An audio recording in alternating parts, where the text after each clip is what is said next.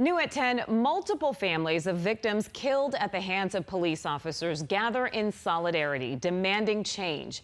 It comes at the same time as protests turned violent in Wisconsin after officers there shot Jacob Blake. Team 12's Rachel Cole is joining us live now from downtown Phoenix with details on what happened out there tonight. Rachel. Hey, Caribe, an outpouring of support and stories just right outside Phoenix City Hall, followed by a march with similar narratives about alleged unjust actions by police. And now those families involved want to see change here. My brother, Muhammad Muhammad, was murdered and tortured by the Phoenix PD. Family members like that of Muhammad Muhammad calling on Phoenix City leaders and the police chief to punish those they feel are accountable for their loss.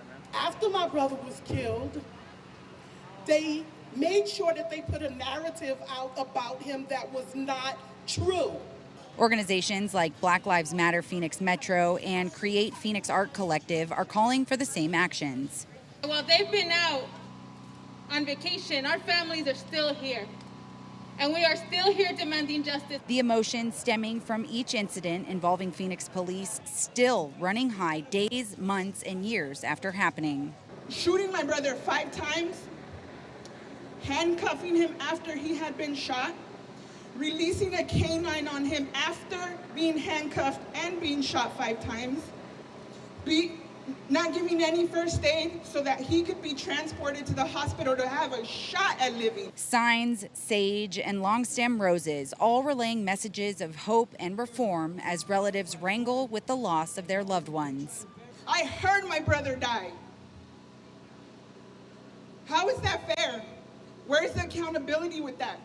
Organizers calling off the planned march after the protest, but several armed people proceeded to walk up and down downtown until police told them to disperse and go home.